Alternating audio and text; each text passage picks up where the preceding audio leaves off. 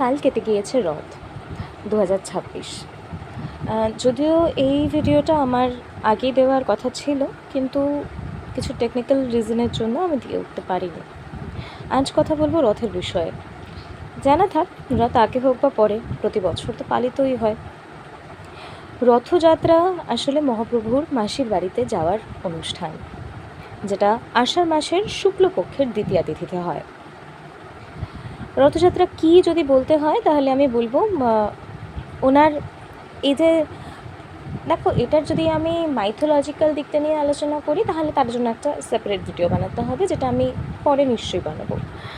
কিন্তু এখনের জন্য এটা জেনে রাখো যে ওনার মাসির বাড়ি অর্থাৎ গুন্ডিচা মন্দির, সেখানে জগন্নাথ, বলরাম এবং সুভদ্রা পুরীর জগন্নাথ মন্দির থেকে যাত্রা করেন। সেখানে তারা 7 দিন থাকেন এবং তারপরে উল্টো রথে তারা আবার বাড়ি ফিরে আসেন। এবং মানা হয় যে রথের দড়ি ধরে টানলে নাকি জীবনের সমস্ত দুঃখের হাত থেকে, টানাপোড়েনের হাত থেকে কিছুটা হলেও মুক্তি পাওয়া যায়। এগুলো বিশ্বাসের কথা, যারা মানে মানে, যারা মানে না মানে না। 3 জনের 3টে রথ আছে, 3 ভাই বোন, তাই 3 জনকে ইন্ডিভিজুয়ালি রথ দেওয়া হয়েছে। মহাপ্রভু জগন্নাথের রথের নাম নন্দীঘোষ, শ্রী বলভদ্র বা বলরামের রথের নাম তালধ্বজ এবং দেবী সুভদ্রার রথের নাম দর্পদলন।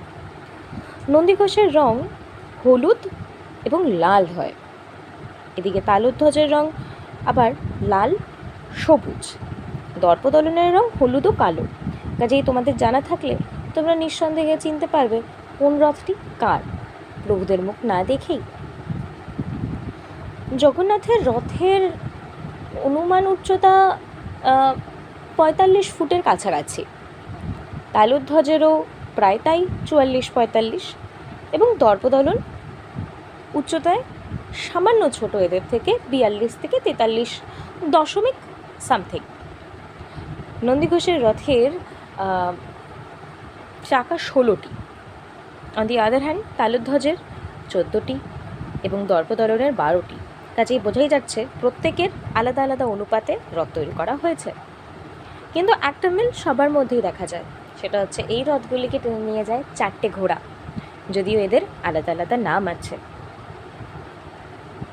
রথের চাকার যদি বৈশিষ্ট্য নিয়ে কথা বলতে যাই তাহলে জেনে রেখো, প্রতিটা রথের চাকাই তৈরি হয় কাঠ দিয়ে। এর আগেই বললাম 16টি, 14টি এবং 12টির কথা। এবং মজার বিষয় কি বলো তো, এই চাকায় কিন্তু কখনোই তেল বা গ্রিজ লাগানোর প্রয়োজন হয় না এবং এরা খুব সহজেই ঘোরে, এই ধরনের কোনো লুব্রিকেশন ছাড়াই।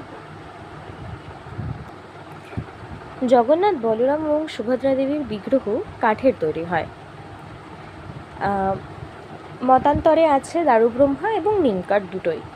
বিগ্রহগুলির চোখগুলো হয় বড় এবং গোলাকার, যেন বিশ্বকে তারা করুণার দৃষ্টি দিয়ে দেখে এবং তাদেরকে কৃপা করে যাচ্ছেন অবিরত।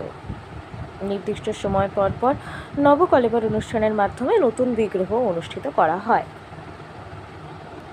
শ্রী জগন্নাথের রথের দড়ির নাম নিয়ে বিতর্ক আছে। কোথাও এটা জানা যায় শঙ্খচূড়, আবার কোথায় একে ব্রহ্মতন্তু নামেও জানা যায়। তাই যে যেটা মানেন, আমার যদিও পুঁথি পড়া নেই তাই আমিও সঠিক করে বলতে পারছি না। যদি কারো জানা থাকে অবশ্যই কমেন্ট সেকশনে আমাকে জানাবে। এত কিছু বলার আগে যে কথাটা আমার অবশ্যই করে বলা প্রয়োজন, এই জগন্নাথ মন্দির তৈরি করা অনন্ত বর্মনের এবং এই রথযাত্রা শুরুও হয় প্রায় 1200 শতক থেকে। তখন থেকে আজও অবধি কোটি কোটি মানুষ দেশ বিদেশ থেকে জগন্নাথ প্রভুর চরণে এসে হাজির হন এই মহামিলনের অংশ হতে। এবং এর আগেও বলেছি, রথের দড়ি টানলে মনে করা হয় জীবনের টানাপোড়েন থেকে মুক্তি পাওয়া যায়। আসলে বিশ্বাসই তো আমাদেরকে অনেক দূরে নিয়ে যেতে সাহায্য করে, তাই এর দীপ্তিতেই না হয় আমরা আলোকিত হই একটু। এবার রথ নিয়ে তো অনেক কথা হলো, বলি রথের সারথির কথা।